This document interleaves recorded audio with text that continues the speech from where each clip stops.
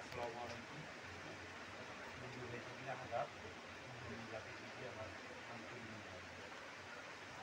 আসলে এখানে বক্তব্য দেওয়ার কিছু নেই, আর হারা মতো বড় নেতাও নয়। সুনীল ভাই ওখানে থাকবেন, এটাই হচ্ছে আমাদের লাইটটা দেওয়ার ধরুন।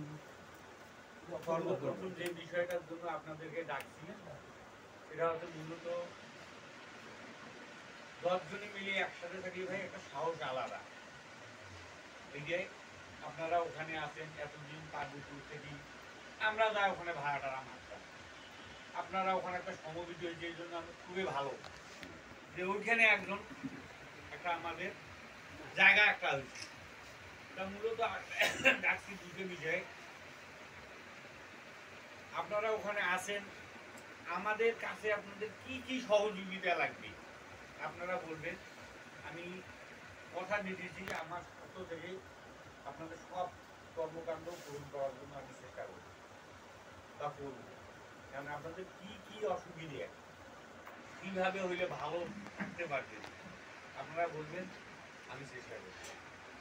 দ্বিতীয় বিষয় হচ্ছে, এখন মানুষের একটা বলে যে পিতৃ পরিচয়ের দরকার আছে বা বংশ মর্যাদার দরকার আছে, আছে না?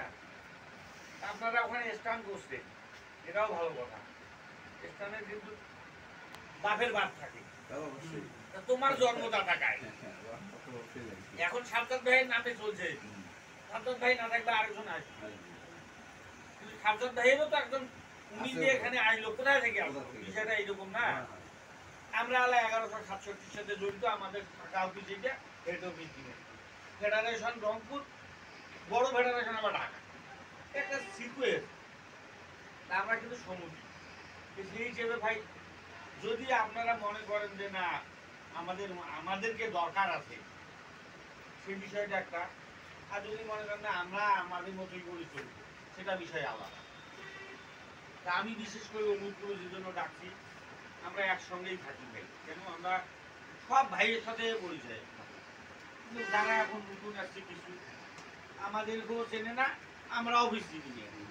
দুর্ঘটনা হলে কেমন করে চিনবো যে এটা আমার লোক, এমন একটা বিষয় নয়।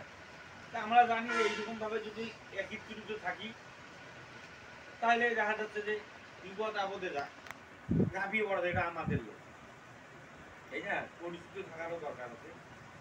আর দ্বিতীয় বিষয় হচ্ছে, যদি আপনারা আমাদের সঙ্গে সম্পৃক্ত থাকেন, তাহলে একটা পরিচয়পত্র তো লাগবে, এরকম কথা বললে তো হবে। এই জন্যে আপনারা বলবেন, ওই জন্য সভাপতি বলছেন যে আপনি পরে কথা বলেন, ঠিক আছে?